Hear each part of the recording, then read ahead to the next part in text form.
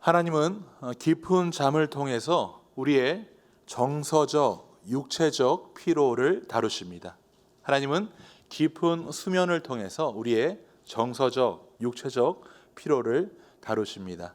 저는 오늘 잠에 대해서 좀 말씀을 통해서 함께 보고자 합니다. 혹시 이 자리에 근심 걱정으로 혹은 어떤 일로 불면증이나 잠의 문제 때문에 만성 피로로 힘겨워하시는 우리 성도님들이 계시다면 오늘 우리 예수님께서 보여주신 모습을 통해서 잠의 문제를 해결하시고 하나님께 주시는 깊은 안식, 또 피로가 풀리는 놀라운 은혜를 경험하시기를 주님의 이름으로 축원드립니다.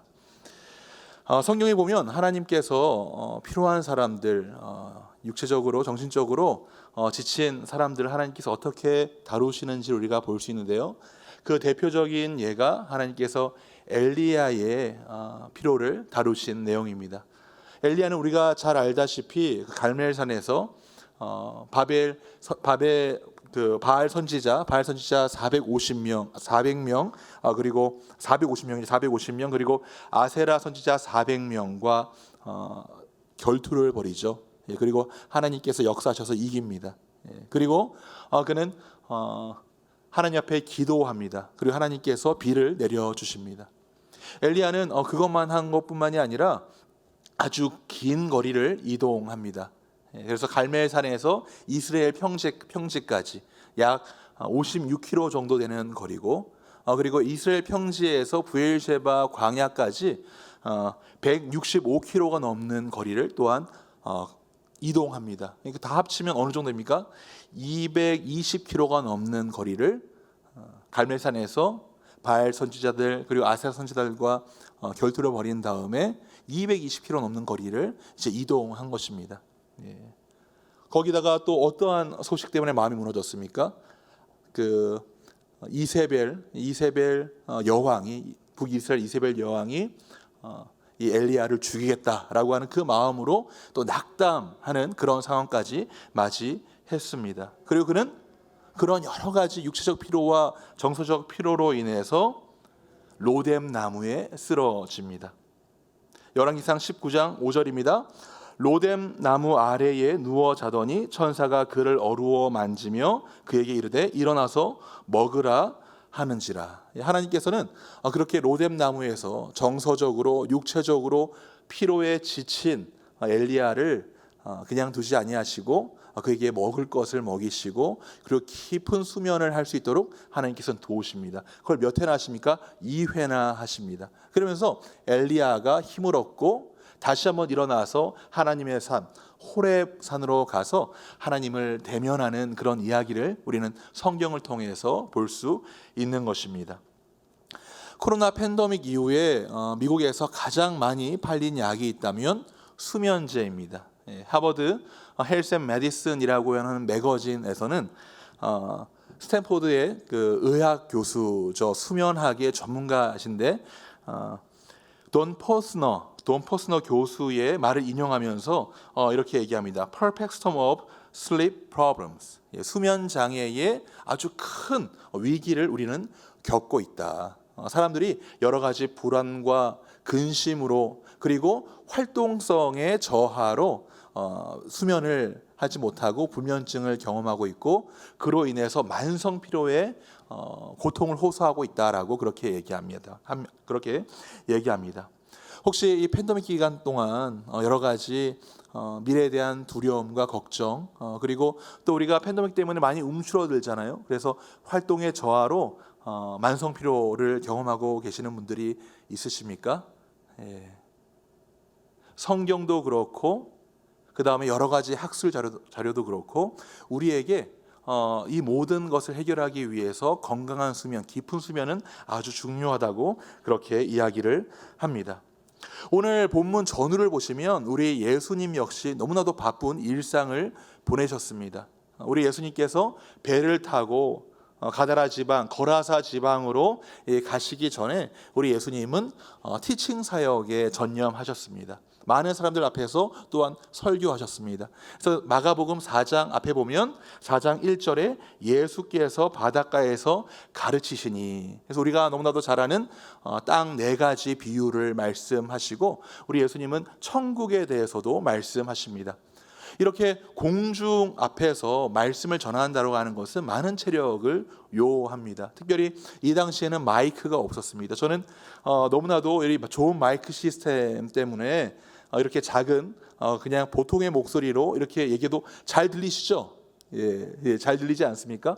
그런데 예수님 시대 때는 이런 마이크 시스템이 없었습니다. 수많은 사람들이 있는데 또 사람들이 있으면 또 소리가 잘 전달되지 않습니다. 잘 안 되잖아요. 그래서 우리 예수님은 많은 사람들 앞에서 말씀을 전하시는 것이 육체적으로 많은 에너지를 소비하는 그런 일이셨습니다. 저 역시 이전 교회에서 담임 목사님께서 자리에 안 계실 때 아주 가끔씩 주일 설교를 인도할 때가 있었습니다. 1, 2, 3부 예배를 인도하는데 제가 그 1, 2, 3부 예배를 인도하면서 느꼈던 것은 무엇이냐면, 야, 말씀 전하는 것이 이렇게 힘들구나. 그래서 1부, 2부 예배 마치고 3부 예배 전에 점심 식사를 안 하고 다른 곳에 가서 잠시 누워서 잤던 그런 기억이 있습니다. 우리 예수님께서는 이렇게 공중 앞에서 말씀을 전하시는 사역을 통해서 많은 에너지를 소비하셨습니다. 그것뿐만이 아닙니다. 제가 지난주 말씀드렸던 것처럼 예수님께서 배를 타고 걸어서 지방으로 건너가시면 수많은 사람들이 예수님을 기다리고 있었습니다. 누가 있었나요? 거라사 지방에 군대 귀신 들린 자가 있었고, 그리고 혈루병 앓았던 여인이 있었고, 그리고 야이로가 자신의 딸의 죽음을 앞두고 예수님의 도움을 절실히 필요로 하는 그런 상황이었습니다. 우리 예수님께서 그런 상황들을 아셨을까요? 모르셨을까요? 우리 예수님은 아셨습니다. 그래서 우리 예수님은 우리 본문 전후로 보면 정말 너무나도 피곤하고 너무나도 바쁜 그런 사역의 일정을 소화하신 것을 우리는 성경을 통해서 볼 수 있는 것입니다. 이것을 성경은 이렇게 기술합니다. 마가복음 3장 20절입니다. 집에 들어가시니 무리가 다시 모임으로 식사할 겨를도 없는지라. 우리 예수님의 사역은 이렇게 바쁜, 많은 사람들의 필요에 의해서 아주 바쁜 이런 사역을 우리 예수님께서는 감당하셨습니다. 이런 상황 가운데 우리 예수님께서 어떻게 이런 피로함을 다루셨는지를 오늘 본문이 우리에게 보여주고 있는 것입니다. 배를 타고 가는 이 시간, 성경학자들은 예수님께서 3장 4장에서 이제 사역하셨던 곳을 가버나움 지역으로 추정을 하는데요. 그곳에서 이제 거라사 지방까지 배를 타고 이동하는 약 9km 정도의 거리입니다. 그 거리를 이동하시는 그 곳에서 우리 예수님은 피로를 어떻게 지혜롭게 다루셨는지를 우리에게 말씀을 통해서 보여주십니다. 마가복음 4장 38절입니다. 예수께서 고물에서 베개를 베고 주무시더니, 우리 예수님은 잠깐의 그 시간을 활용하셔서 깊은 수면을 취하십니다. 여기에서 말씀을 보시면 여기 베개를 베고 주무시더니라고, 이 주무시다라고 하는 것은 죽은 자처럼 되었다라고 하는 그런 뜻을 가지고 있습니다. 제가 오늘 말씀을 준비하면서 열심히 본 책이 있습니다. 그 책은 뭐냐면 UC 버클리 대학에서 이 신경과학의 전문가로 거기서 교수의 그 일들을 감당하시는 매튜 워커가 쓴 우리는 왜 자야 할까라고 하는 책입니다. 제가 이 책을 보면서 우리 예수님께서 보여주신 이 모습이 정말 우리가 따라야 되는 모습이고 이게 정말 우리에게 필요한 것이구나라고 하는 것을 저는 말씀과 그 다음에 책을 통해서 봤는데요. 이 수면의 유익에서 매튜 워커는 우리가 숙면을 해야 되는 이유, 우리가 자야 되는 이유에 대해서 4가지로 얘기합니다. 첫 번째는 뇌에 활기를 넣어준다고 합니다. 뇌에 활기를 넣어준대요. 우리가 잠을 안 자면 멍하잖아요. 브레인 포그라고 하죠. 저 역시 저는 잠에 약한데 잠을 못 자면 큰일 납니다. 멍한 그런 상황이 있는데 뇌의 활기를 넣어줍니다. 그리고 두 번째, 꿈을 통한 감정 조절 및 창의성을 부여합니다. 우리가 살다 보면 화가 나고 억울한 일이 있습니까? 없습니까? 지금 이 자리에 계신 성도님들은 너무 마음이 넓으셔서 그런 일이 없는 것 같습니다. 예, 우리가 살다 보면 매일 이렇게 감정적 스트레스를 많이 받습니다. 억울한 일도 너무 많잖아요. 특별히 우리는 그리스도인이기 때문에 또 참아줘야 되지 않습니까? 그죠? 예, 그러다 보면은 여러 가지 이제 감정적으로 힘든 그런 마음들이 있습니다. 근데 우리가 잘 때 렘 수면에 들어가면 우리는 모르지만 꿈을 꾼다고 합니다. 그리고 그 꿈을 통해서 우리가 하루 동안 가졌었던 감정적 스트레스를 해소한다라고 매튜 워커 교수는 이야기를 합니다. 그래서 우리는 꿈을 통해서 하루 동안 받았던 스트레스를 풀게 되는 것입니다. 그러면서 그 스트레스 지수가 떨어지면, 그게 릴리즈 되면 자연스럽게 창의성도 나온다라고 그렇게 지적을 하고 있습니다. 세 번째는 면역계의 회복입니다. 우리가 6시간 이상, 최소 6시간 이상 자지 못하면요, 몸에 이 열이 생긴다고 합니다. 그래서 그것이 우리의 몸에 있는 면역 체계에 이상을 준다고 그렇게 이야기하고 있습니다. 그리고 우리가 수면을 할 때 너무 중요한 것이 있는데, 무엇이냐면 우리가 자다 보면 브레인에, 뇌에 데미지를 입을까요, 안 입을까요? 입겠죠. 예, 우리가 이빨을 닦지 않으면 플라그가 이빨에 끼지 않습니까? 그래서 우리가 매일 양치질을 해주잖아요. 뇌에도 플라그가 낀다고 합니다. 그래서 밤에 우리가 잘 때 뇌에 낀 플라그를 제거해주는 호르몬이 나와서 우리의 뇌를 건강하게 하게 해준다. 그래서 알츠하이머 병이 우리 그 유전적인 부분이 많은데, 그것이 알츠하이머 병이 발동되는 데 있어서 수면을 평상시에 잘 하느냐 못 하느냐가 크게 좌우한다고 이 책 우리에게 설명하고 있습니다. 건강하게 우리가 신앙생활 해야 되잖아요. 그리고 우리가 얼마나 읽을 책들이 많습니까? 그죠?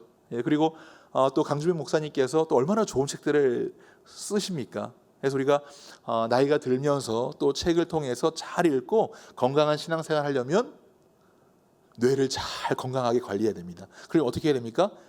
예, 수면을 취해야 합니다. 그리고 신진대사 회복을 시켜준다고 그렇게 지적을 하고 있습니다. 저에게 있어서 가장 힘든 것이 무엇이냐면 다이어트입니다. 예.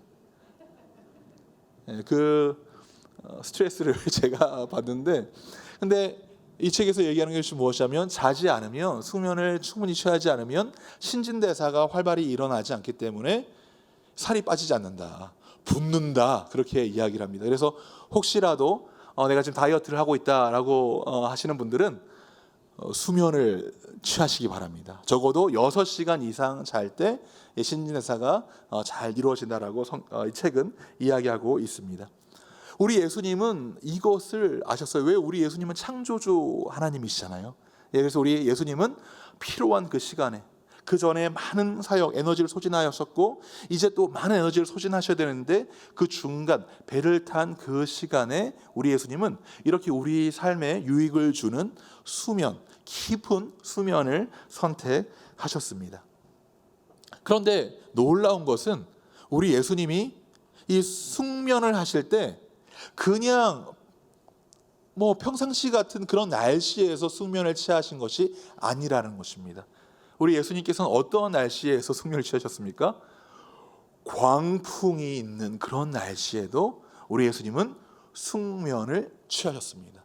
이 광풍은요, 우리가 말씀을 통해서 봤을 때는 말 그대로 비바람, 광풍입니다. 근데 이것을 우리가 은유적으로 보면 또 우리 삶 가운데 오는 여러 시련과 고난이지 않습니까? 그럴 때 우리가 잠을 잘 잘 수 있나요? 잘 못 자죠. 예. 그런데 우리 예수님은 이러한 광풍이 있는, 시련과 고난이 있는 이런 상황 가운데서도 숙면을 취하셨다는 것, 이것이 아주 놀라운 것입니다. 그렇다면 여기에서 질문이 하나 생기죠. 어떻게 우리 예수님은 그 광풍, 목숨이 왔다 갔다 하는 그런 상황 가운데에서 깊은 숙면을 취하셨을 수 있으셨을까? 첫 번째, 우리 예수님은 깊은 수면을 할 수 있는 환경을 만드셨습니다. 예수님은 깊은 수면을 할 수 있는 환경을 만드셨습니다. 오늘 본문 4장 38절을 다시 한번 읽도록 하겠습니다. 예수께서는 고물에서 베개를 베고 주무시더니, 우리 예수님께서 어디에서 주무셨다고 얘기합니까? 베개를 베고. 예. 영어 성경으로 보면 쿠션이라고 얘기하거든요. 쿠션. 영어 성경 쿠션이 쿠션을 베고 배고물에서 주무셨다라고 이야기를 합니다. 오늘 이 본문의 이 사건을 우리가 이렇게 살펴보면 이 똑같은 사건을요, 마태도 그렇고 누가도 동일하게 기술을 하고 있습니다. 그런데 마가복음이 더 자세하게 기술하고 있습니다.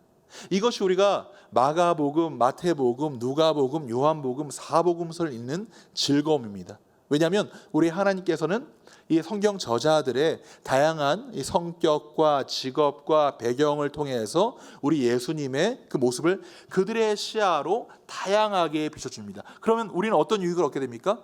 예수님을 더욱더 풍성하게 보게 되는 것입니다. 마치 이 프리즘 효과죠. 프리즘이 있으면 빛을 통과하면 빨주, 녹초, 파남보 빛이 분사돼서 풍성한 색깔을 우리가 볼 수 있듯이 우리는 성경 저자들을 통해서 그들의 시야를 통해서 좀 더 다르게 이제 조명되는 예수님의 모습을 풍성하게 볼 수 있는 것입니다.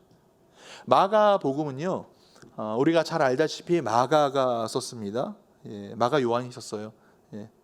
마가 요한은 베드로의 제자였습니다. 베드로가 경험한 예수님을 마가가 기록하고 있는 것입니다. 베드로는 어떤 사람이었습니까? 수제자였죠. 예수님의 가장 가까운 거리에서 예수님의 삶을 지켜봤던 사람입니다. 그래서요, 마가복음은요, 사복음서 중에 가장 짧은 복음서이지만 어떤 부분에 있어서는 어떠한 복음서보다 자세하게 예수님께서 어떻게 하셨는지를 묘사하고 있습니다. 오늘 본문이 그렇습니다. 그래서 오늘 본문에 보시면 우리 예수님께서 어디서 주무셨냐면 고물, 스톤, 고물에서 주무셨고, 그리고 무엇을 가지고 주무셨냐면 아까 제가 언급했듯이 쿠션, 베개를 가지고 주무셨습니다. 우리 그 사진을 한번 보면요, 예수님 그 당시에 추정되는 배의 모습입니다.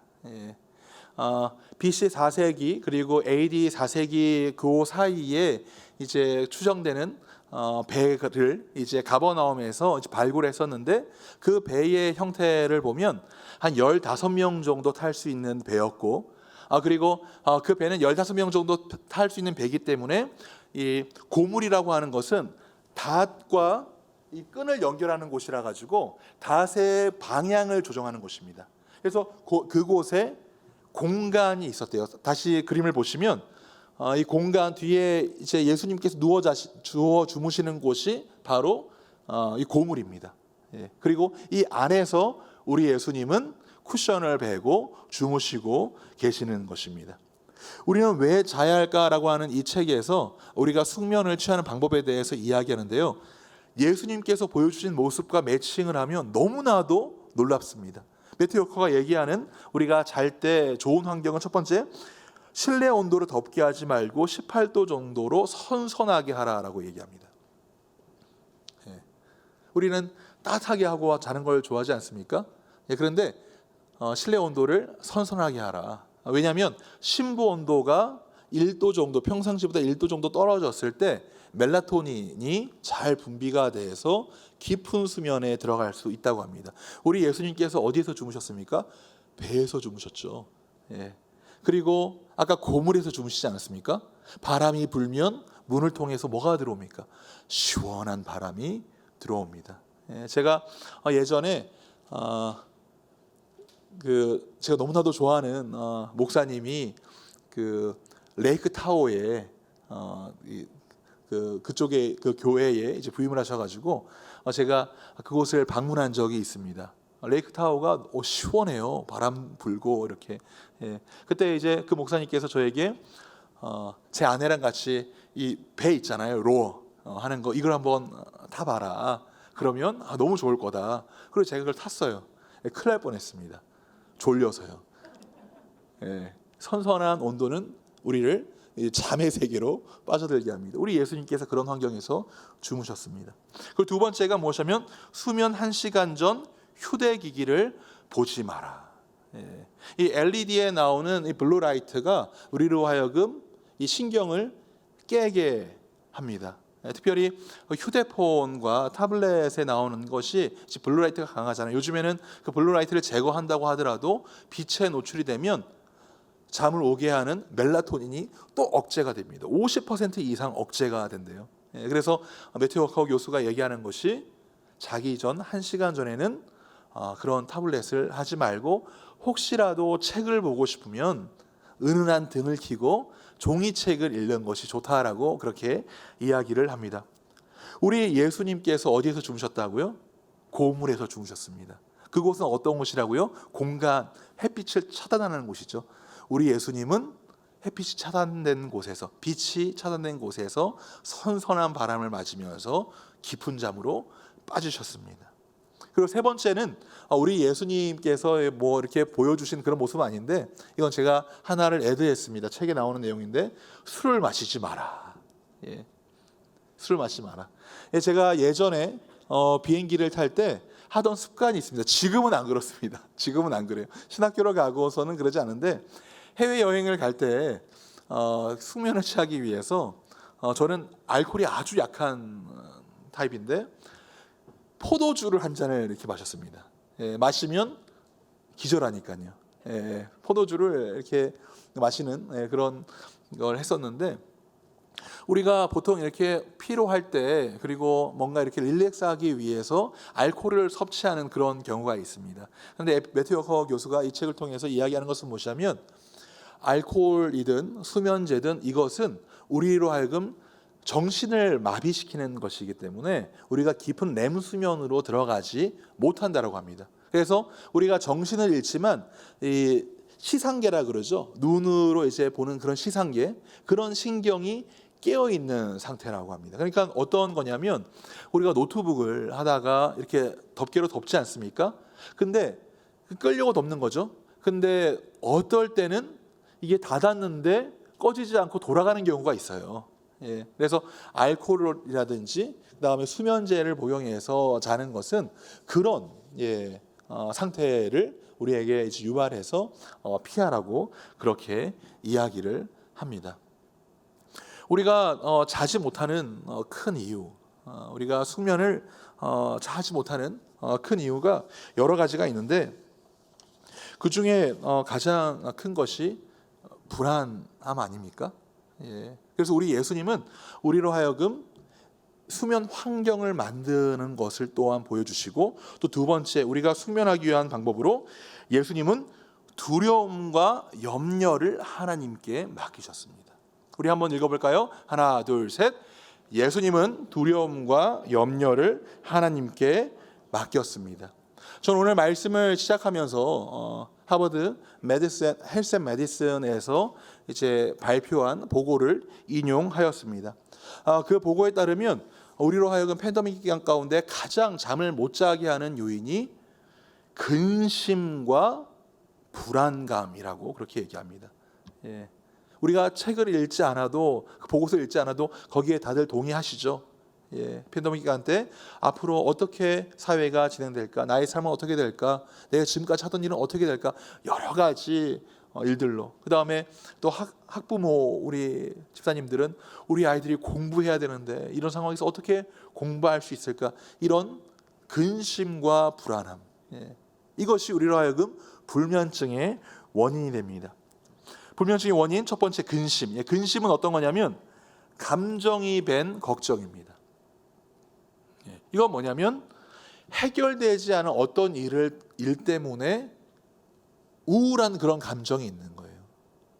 예를 들면 이런 겁니다. 우리 애가 공부해야 되는데 왜 공부하지 않을까? 이게 근심이에요. 해결되지 않은 어떤 것 때문에 마음에 디프레션이 오는 것, 이것이 근심입니다. 그리고 불안은 어떤 거냐면 감정 스트레스예요. 감정 스트레스. 뭐냐면 이런 거예요. 우리가 아마존을 통해서 많은 것들을 주문하잖아요. 그 중에 뭐 중요한 것도 있고 중요하지 않은 것도 있습니다. 근데 중요한 걸 주문했을 때 이게 내일까지 도착해야 되는데, 이것이 바로 불안한 거예요. 이게 내일까지 돼야 되는데, 어느 기간까지 돼야 되는데 그것이 되지 않아서 스트레스를 받는 것, 이것이 바로 불안입니다. 이러한 불안과 그 다음에 근심은 우리가 숙면하는데 큰 방해 요인을 가져다 주는데요. 첫 번째, 무엇 때문에 우리에게 수면 방해 그 불면증을 가져다 주냐면요. 첫 번째, 신경계 활성화로 체온을 높입니다. 예. 그래서 계속 그 생각에 잡혀 있기 때문에 머리는 계속 돌아가서 심부 온도가 올라가는 거예요. 아까 제가 말씀드렸을 때 멜라토닌이 언제 잘 생성된다고요? 심부 온도가 1도 정도 떨어졌을 때. 또 두 번째는 시상기관이 깨어 있다는 것입니다. 아까 그 술이라든지 수면제를 먹었을 때 우리가 정신을 잃은 것 같지만 시상기관은 깨어 있다고 하지 않았습니까? 그와 같은 증상이 우리가 근심과 불안감을 가지고 있을 때 나타난다는 것입니다. 제가 오늘 설교를 준비하면서 그러한 일들을 겪었습니다. 제가 한 며칠 동안 계속 불면증에 시달리는 거예요. 그래서 내가 왜 이렇게 불면증에 시달릴까? 그랬더니 이제 말씀을 준비하는 이 부담감 때문에 계속 누워서도 깨어 있는 거예요. 어떻게 해야지? 어떤 포인트를 함께 나누지? 우리 성도님들이 이 부분을 함께 공감할까? 이런 것 때문에 계속 깨어 있는 거예요. 그러니까 자다가도 깨고. 근데 오늘 말씀을 준비하면서 하나님께서 엊그저께 너는 왜 불안해하고 근심하냐? 그러면서 하나님께서 그런 마음을 주셔서 오늘은 제가 푹 잤습니다. 그리고 중간에 낮잠도 푹 잤습니다. 그래서 우리 성도님들이, 우리 목회자분들이 불면증에 안 걸리게 하는 아주 좋은 방법이 있습니다. 그게 뭐냐면 말씀을 전하실 때 크게 아멘으로 화답해 주시면 불면증에서 해소됩니다. 감사합니다. 감사합니다. 지금 우리 예수님은 오늘 본문을 보시면요, 아주 긴박한 상황 가운데 잠을 주무십니다. 여기 광풍, 우리 예수님께서 제자들과 함께 배에서 맞이한 이 광풍은요, 정말 큰 광풍이었습니다. 이 광풍의 이제 그 수식어를 보면 메가렌이라고 하는 그런 단어를 사용합니다. 이 메가렌이라고 하는 것은 아주 큰이라고 하는 그런 의미를 가지고 있습니다. 우리 메가톤바 아시죠? 메가톤바 아주 큰 아이스크림. 그래서 메가가 그런 의미를 가지고 있습니다. 이 광풍이 얼마나 컸던지 지금 제자들이 혼비백산한 것입니다. 제자들의 직업은 무엇입니까? 어부죠. 그리고 이들이 활동했던 무대가 어디입니까? 지금 혼비백산하고 있는 갈릴리입니다. 광풍이 엄청나게 컸던 것입니다. 그래서 혼비백산에서 어떻게 해요? 이 어부인 제자들이 목수인 예수님께 도움을 요청하는 그런 상황입니다. 엄청나게 큰 광풍이었어요. 이게 우리 식으로 얘기하면 어떤 겁니까? 치과 의사가 이빨이 아파서 외과 의사에게 가서 내 이빨을 좀 어떻게 해주시오라고 하는 것과 같은 상황입니다. 제자들과 예수님이 맞이하는 그런 이 광풍이 이런 광풍이었습니다. 이런 상황에서 우리 예수님은 깊은 잠을 주무시고 계시는 것입니다. 그래서 제자들이 깨우죠. 예수님, 우리를 살려주세요. 우리가 죽게 생겼습니다. 그때 우리 예수님께서 그들의 요청 앞에 유익 계셔서 하시는 말씀이 무엇입니까? 마가복음 4장 40절입니다. 이에 제자들에게 이르시되 어찌하여 이렇게 무서워하느냐? 너희가 어찌 믿음이 없느냐 하시니. 우리 예수님은 유하게 일어나셔서 광풍과 바다를 보면서 이렇게 꾸짖으십니다. 잠잠하라. 잠잠해지고 이들이 놀라죠. 제자들이 놀라죠. 그들에게 우리 예수님께서 하시는 말씀이 뭐예요? 너희가 어떻게 이렇게 믿음이 없느냐. 사랑하는 성도 여러분, 두려움, 근심과 불안은 하나님을 신뢰하지 못함에서 비롯됩니다. 이것을 기억하십시오.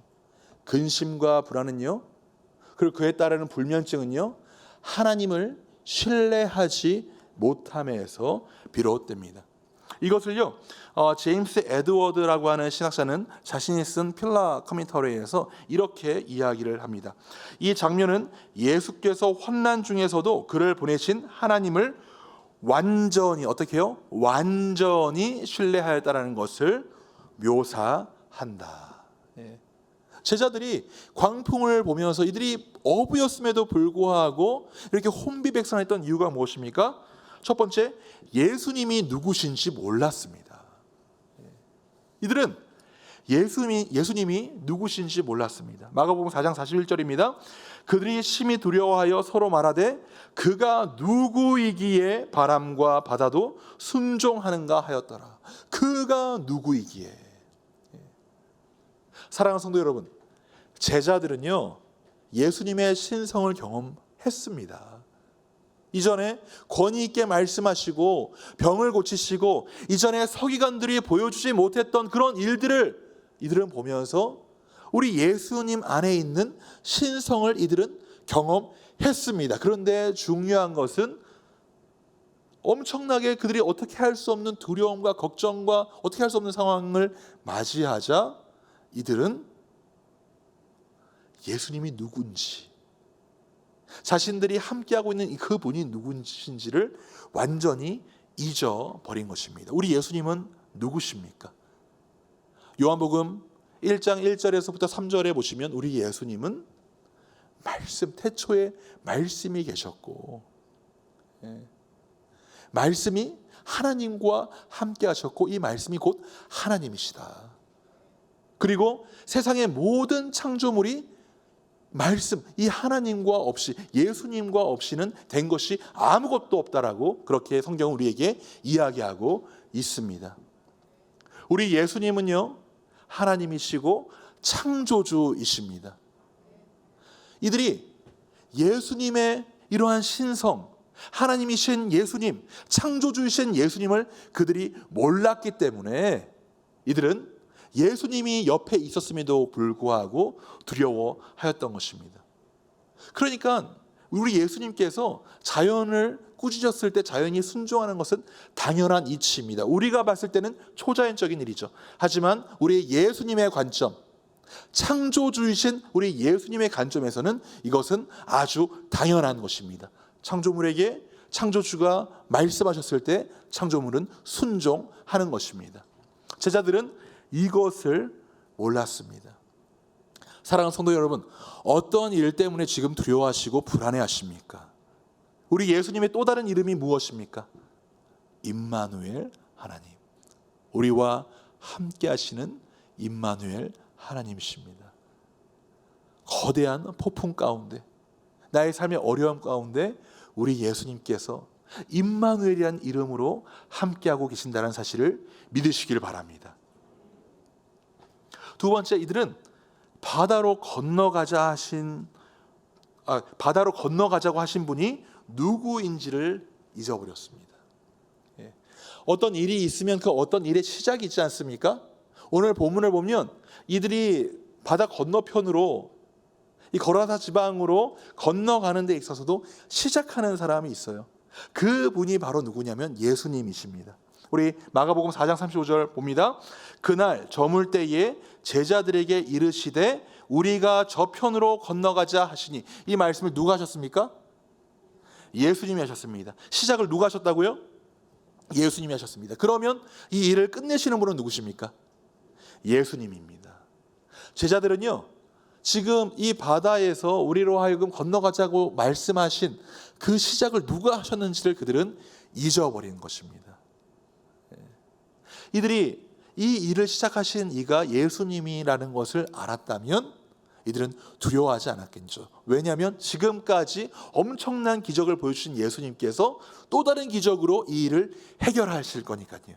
근데 이들은 이 일을 시작하자고 하신 이가 누구인지를 몰랐습니다.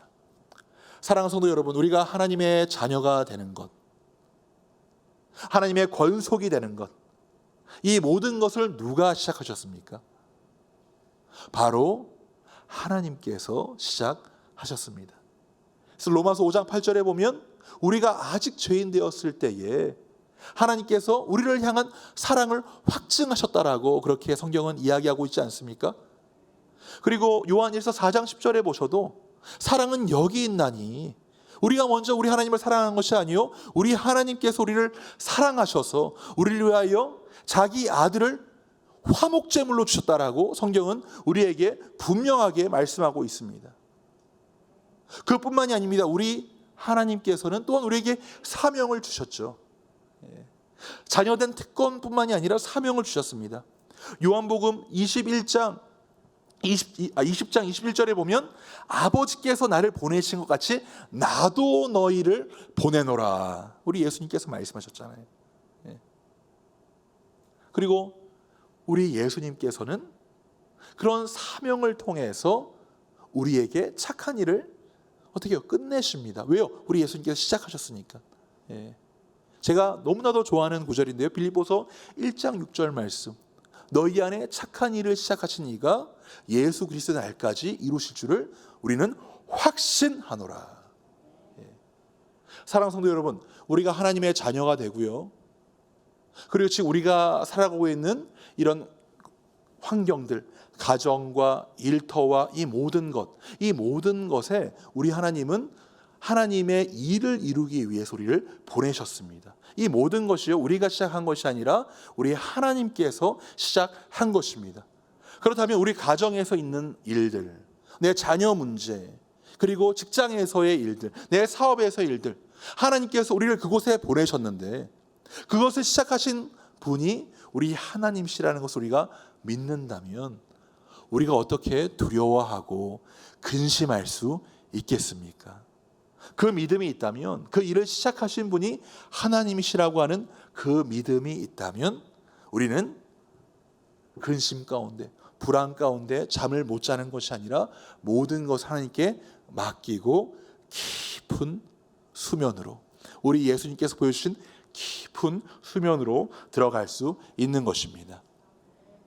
제가 오늘 말씀을 준비하면서 이전에 이해가 되지 않았던 한 사건이 이해가 되었습니다. 저는 사도행전의 12장에 사도 베드로가 헤롯에 의해서 잡혀서 유월절 이후에 이제 사형을 앞에 두고 깊은 잠을 잤던 이 사건을 저는 이해할 수가 없었어요. 어떻게 그가 잘 수 있었을까? 그 어떻게 잤는지 한번 볼까요? 사도행전 12장 6절입니다. 헤롯이 잡아내려고 하는 그 전날 밤에 베드로와 두 군인 틈에서 두 쇠사슬에 매여 누워 자는데 파수꾼들이 문 밖에서 옥을 지키더니, 여기에서 베드로가 누워 자는데 이것이 우리 예수님께서 배에서 주무신 것과 똑같은 단어로 쓰였습니다. 죽은 자처럼 잤다. 우리가 지금 베드로가 처해져 있는 상황을 보면 이렇게 잠을 잘 수 있는 상황이 아닙니다. 베드로는 예루살렘 교회의 담임 목사님이셨습니다. 베드로와 함께 예루살렘 교회를 이끌었던 사람이 누굽니까? 사도 요한의 형 야고보입니다. 야고보가요, 그 전에 처형을 당한 상황이었어요. 이제 6월절이 지나면 자신도 처형을 당합니다. 그러면 이 예루살렘 교회는 어떻게 합니까? 두 기둥이 한꺼번에 없어지는 겁니다. 목회자의 관점으로 보면 이거는 있을 수가 없는 일이에요. 어떻게 이런 상황 가운데 사도 베드로가 푹 잘 수 있었을까? 근데 사도 베드로는 알고 있었어요. 이 모든 일을 시작하신 분이 하나님이시라는 사실을 알았습니다. 어떤 일을 통해서 그가 경험했습니까? 이전에 오늘 우리가 본문을 통해서 보는 이 사건, 예수님께서 온전히 하나님을 신뢰하심으로 깊은 잠을 주무셨던 이 사건을 통해서 우리 베드로는 이 모든 일을 시작하신 분, 자기에게 소명을 주신 분, 교회를 맡기신 분, 그리고 제자를 삼는 그 일을 허락하신 분이 하나님이시라는 것을 그는 알았기 때문에 맡기고 잘 수 있었던 것입니다. 왜요? 그렇게 해서 순교를 당해도 그것이 하나님 안에서는 선이고, 자신이 어떤 기적을 통해서 살아도 그것이 하나님 안에서는 선이기 때문입니다. 사나 죽으나 나는 하나님의 것이고 그것을 통해서 하나님께 뜻이 이루어진다는 것을 그는 확신한 것입니다. 이때 우리에게 떠오르는 말씀 구절이 있지 않습니까? 로마서 14장 8절입니다. 우리가 한 목소리를 씁니다. 시작. 우리가 살아도 주를 위하여 살고 죽어도 주를 위하여 죽나니 그러므로 사나 죽으나 우리가 주의 것이로다. 다시 한번 읽습니다. 우리가 살아도 주를 위하여 살고 죽어도 주를 위하여 죽나니 그러므로 사나 죽으나 우리가 주의 것이로다. 사랑하는 성도 여러분, 우리는 주의 것입니다. 우리의 하나님께서 먼저 시작하셔서 우리를 자녀 삼으셨고, 우리가 이 땅에서 하나님의 자녀로 하나님께 영광 올려드리며 살 수 있도록 하나님께서 그렇게 인도하셨습니다. 이 믿음이 있다면 우리는 믿음 없는 자가 아니라 믿음 있는 자처럼 어떤 상황 가운데서도 안식을 취하고 깊은 수면으로 들어갈 수 있는 것입니다. 십자가의 은혜는 우리를 진정한 안식으로 초대합니다. 우리 예수님께서 필요한 우리, 지친 우리, 일상에 힘든 우리에게 이렇게 말씀하십니다. 마태복음 11장 28절입니다. 수고하고 무거운 짐진 자들아 다 내게로 오라. 내가 너희를 쉬게 하리라. 여기에서 이 무거운 짐 크게 두 가지를 의미해요. 하나는 무엇이냐면 죄의 짐입니다. 죄의 짐. 죄가 있으면요 우리가 힘들어요. 무겁습니다. 우리 예수님께서 하시는 말씀 요한복음 8장 34절입니다. 예수께서 대답하여 이르시되 진실로 진실로 너에게 이르노니 죄를 범하는 자마다 죄의 종이라. 우리 예수님께서 십자가에서 어떤 일을 담당하셨습니까? 우리 죄를 대속하시는 일을 하셨습니다.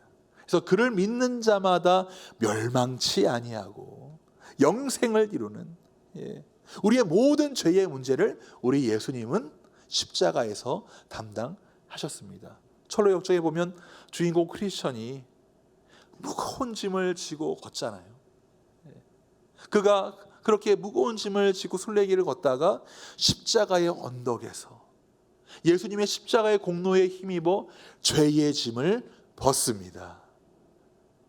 사랑하는 우리 새생명 비정성도 여러분, 우리 예수님께서 우리의 모든 죄의 문제를 해결하셨습니다. 우리 예수님 안에서 모든 죄의 짐을 내려놓는 자유함을 누리시기를 바랍니다. 그리고 두 번째 이 짐은 어떤 거냐면 아까 제가 언급했던 것처럼 우리 삶에 오는 근심과 염려입니다. 이게 왜 그렇다고요? 내 것이라고 생각하니까 그렇습니다. 내 것이라고 생각하니까 그런 거예요. 우리 예수님께서 우리에게 나의 짐은 가볍다라고 말씀하시면서 나의 멍에에 대해서 말씀하십니다. 멍에는요 소 2마리가 함께 집니다. 나의 멍에를 진다고 하는 것은 내 옆에서 네가 나와 함께 동행한다고 하는 것을 말씀하고 있는 것입니다. 우리 예수님 안에는 그런 자유함이 있어요. 그리고 우리가 이 일을 내 것이라고 하면 그 일에 눌립니다. 노예가 됩니다. 그런데 우리 예수님은 우리에게 진리 안에서 참 자유를 주십니다. 이것이요 예수님께서 십자가를 통해서 우리에게 주신 너무나도 귀한 선물인 것입니다. 제가 오늘 말씀을 준비하면서요 우리 담임 목사님이신 강주민 목사님께서 저술하신 안식의 영성이라는 책을 보면서 너무나도 큰 감동을 받았어요. 아, 우리 예수님께서 십자가에서 이런 일을 이루셨구나. 그래서 우리 예수님과 함께 동행하는 것은 걱정과 근심이 아니라 기쁜 일이구나. 우리가 이것을 온전히 믿을 수 있다면 우리는 주님 안에서 푹 잘 수 있겠구나라고 하는 그런 생각을 했습니다. 안식의 영성에 나오는 말씀입니다. 이야기입니다. 그 글입니다. 모세는 율법을, 예수님은 복음을 주십니다. 모세는 일시적인 안식을, 예수님은 영원한 안식을 주십니다. 모세는 히브리 민족을 위대한 민족으로 만들었습니다. 예수님은 죄의 종 되었던 우리를 하나님의 자녀와 하나님 나라의 상속자로 만드셨습니다.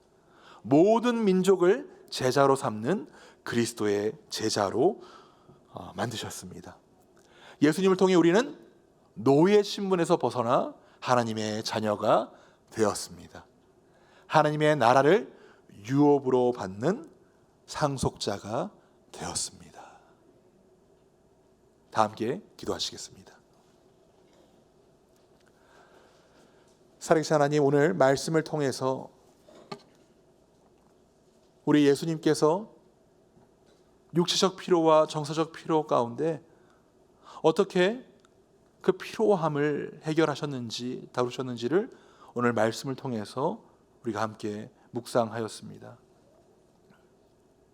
하나님, 우리가 오늘 예수님의 말씀처럼 믿음이 없는 자가 아니라 믿음이 있는 자가 되어 우리로 하여금 잠을 자지 못하게 하는 모든 걱정과 근심을 내려놓고 주 안에서 안식하기 원합니다.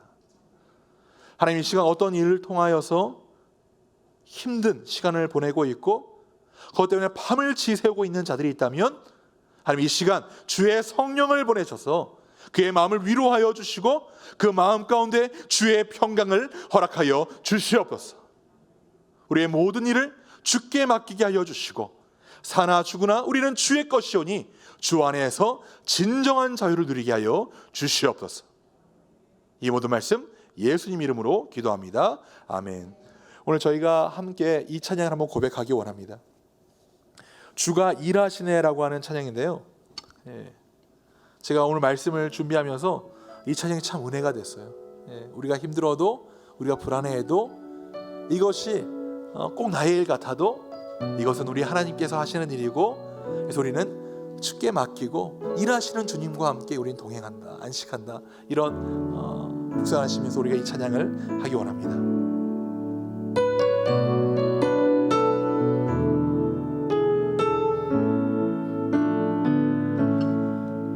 날이 저물어 갈 때, 빈들에서 걸을 때, 그때가 하나님의 때, 내 힘으로 안 될 때, 빈손으로 걸을 때, 내가 고백해 여호와. 우리 모인 이곳에,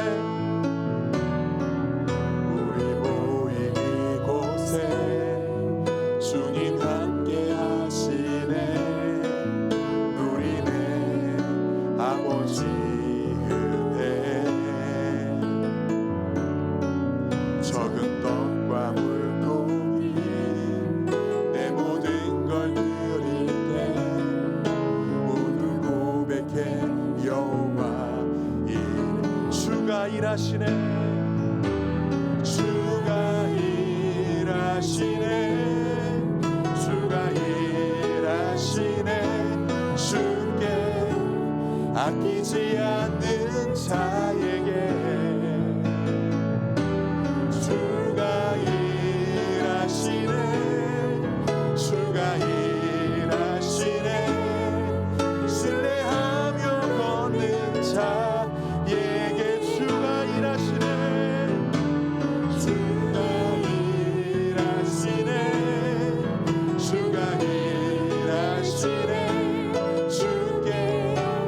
아끼지 않는 자에게. 주가 일하시네. 주가 일하시네. 신뢰하며 걷는 자에게. 우리 하나님은요, 시편을 통해서 하나님께서 사랑하시는 자에게 잠을 주신다라고 말씀하십니다. 오늘 하나님께 주시는 평강에 힘싸여 우리 하나님께 모든 것을 맡기고 하나님께 주시는 안식, 깊은 잠을 통해서 내일도 하나님께서 허락하신 그 일들, 내게 맡겨주신 것들을 온전히 감당하는 우리 모든 새생명 비전, 우리 교회의 아름답고 사랑하는 우리 성도님 되기를 주님의 이름으로 축원드립니다. 감사합니다. 함께 주기분 도문으로 오늘 예배를 마치겠습니다. 하늘에 계신 우리 아버지여, 이름이 거룩히 여김을 받으시오며 나라의 마옵시며 뜻이 하늘에서 이룬 것 같이 땅에서도 이루어지이다. 오늘 우리에게 일용한 양식을 주옵시고 우리에게 죄진 자를 사하여 준 것 같이 우리 죄를 사하여 주옵시고 우리를 시험에 들게 하지 마옵시고 다만 악에서 구하옵소서. 대개 나라와 권세와 영광이 아버지께 영원히 있사옵나이다. 아멘.